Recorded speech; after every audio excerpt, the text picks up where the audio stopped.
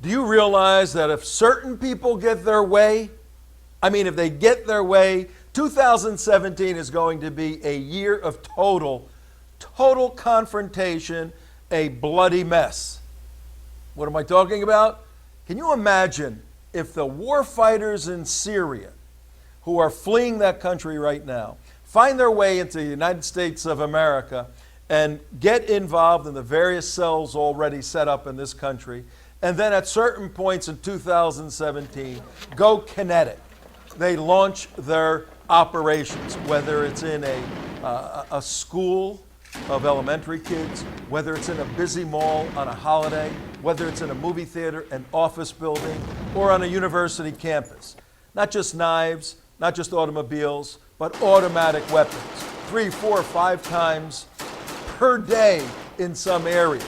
Can you imagine an assault coming from our southern border through the cartel tunnels into Southern California? I know these things sound Hollywoodish and unimaginable, but these are the operational plans for many people involved with the Islamic State, indeed the Muslim Brotherhood, for 2017. And what we're doing today, the United West, is projecting a warning and an understanding of these problems to all good Americans everywhere. Our desire is to equip Americans to understand who the enemy is, what this confrontation is about, who the two sides are, and what can be done. When you talk about a total confrontation, it necessitates the concept of two sides. On the one side, we have this deadly coalition of the red, the communist, green, Arab or Islamic association. Indeed, in the United States, folks, the Muslim Brotherhood has joined the Black Lives Matter movement. And as Nihad Awad, the executive director of CARE, Council on American Islamic Relations, CARE is Hamas, as he recently said, Black Lives Matter is our matter. Black Lives Matter is our campaign. That should be astonishing to everyone out there who understands that the Arab mind typically doesn't like black people, except as for slaves or useful idiots. Nevertheless, the Brotherhood and the Islamic State want stormtroopers on the ground to go kinetic at a given point and create social unrest. And the communists who have joined them, Tom, you're talking about communists. What are you, crazy? The Cold War's over. Oh, really? For 3 weeks, right after the election, myself and other teammates infiltrated the communist movement here in South Florida. What's the shirt you got on there, bud? This is Vladimir Ilyich Ulyanov. You would know him better as Lenin. We met. And this is a Mao badge. And so, do you support communism? Is that what you're trying to say? Yeah, okay. I am a communist. Okay. We're all Marxist-Leninists. You're Marxist-Leninist? Yeah. But you... Our organization, the Fellow Travelers, we're a Marxist-Leninist organization. We're here in solidarity with all oppressed people of the world. We're here with anarchist comrades. We're here with leftist comrades. You said you support Marxist-Leninism. Can you? Yeah. Elaborate. How would you like to see the country modeled? Can you give me like a country that you can see it modeled after? Yeah, the USSR, communist USSR? China, for example. Okay. Pre-1960, not communist China. No, So you think that the country would be better off being more in line with China or like Russia? We're gonna head out. Well, Soviet Russia, maybe, like during, say, like... Oh, so not today's Russia, but like under Stalin? Yeah, Stalin, Lenin even. 1, 2, 3, 4. I declare a class war. 5, 6, 7, 8. Burn the ballast master state. We all need to get organized, and he's right. We need to unite, and we need a common enemy. We need to get militant, and we need to be strong, and we need to stand together. This is our revolution, and we need to remember that. What does it matter if I pick up a gun tomorrow and start shooting cops? What does it matter? What are you trying to say here with the from Ferguson to Palestine? We stand in solidarity with the Palestinian people that have been occupied they've been occupied by Israel for decades now. But we stand in solidarity with them, and we see similarities with people in Palestine and also in Ferguson, expressing solidarity with each other because they see themselves oppressed by the same forces that we see here in the United States. But you seem to forget that we're capable of. And we have every right to form a militia and fight back. So stand up in solidarity. Don't forget that. We were standing in front of Donald Trump's house, Mar-a-Lago, holding signs protesting Trump as members of this organization or friends of this organization. We saw what their agenda is.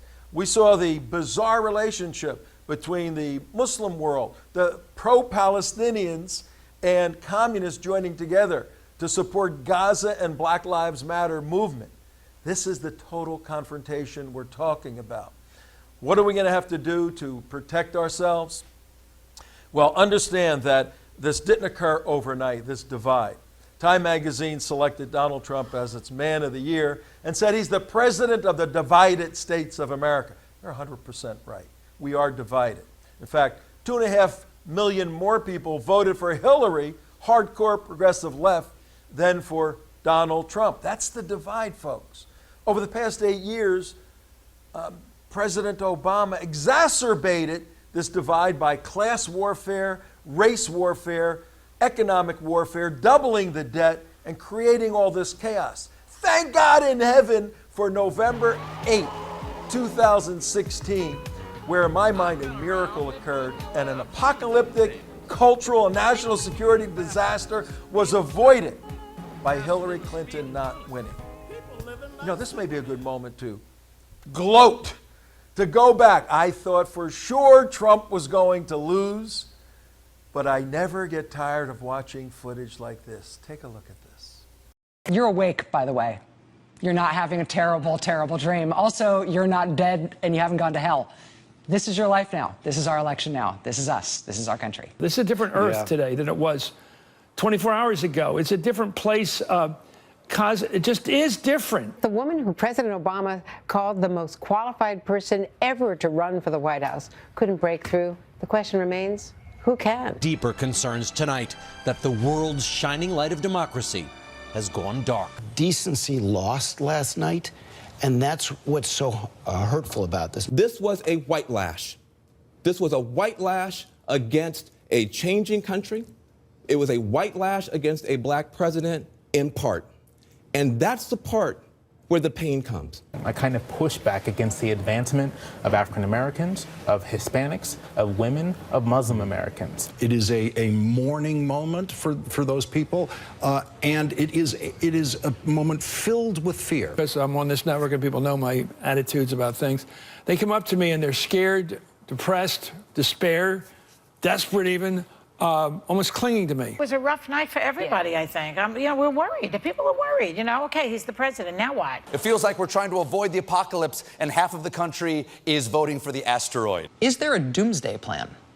If you have a son in the Marine Corps and that you don't trust the commander-in-chief, the people in the military defend the Constitution. Well, America is crying tonight. I'm not sure how much of America, but a very, very significant portion, and I mean literally crying. Everybody is crying and so upset, and it is the end of their world. Feels like the end of the world. We were on Lifetime last night, and I was slowly getting drunk is what happened to me. Get your abortions now, because we're going to be and we're going to have to live with it. How do we explain how this is possible? How did this happen? Because he's saying the things to people who are hurting.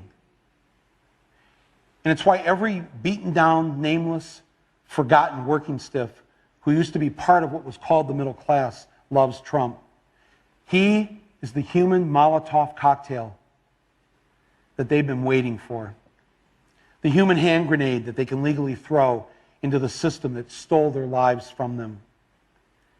And on November 8th, Election Day, although they've lost their jobs, although they've been foreclosed on by the bank, next came the divorce, and now the wife and kids are gone, the car's been repoed, they haven't had a real vacation in years, they're stuck with the shitty Obamacare bronze plan. They've essentially lost everything they had, except one thing.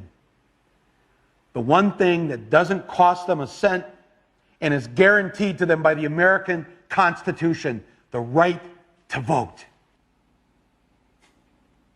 Trump's election is going to be the biggest fuck you ever recorded in human history.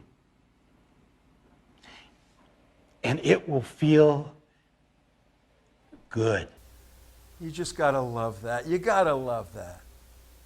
But don't enjoy that too long. As our dear friend Andy McCarthy said, Donald Trump's presidency is not the de facto solution to the problems we have home and abroad.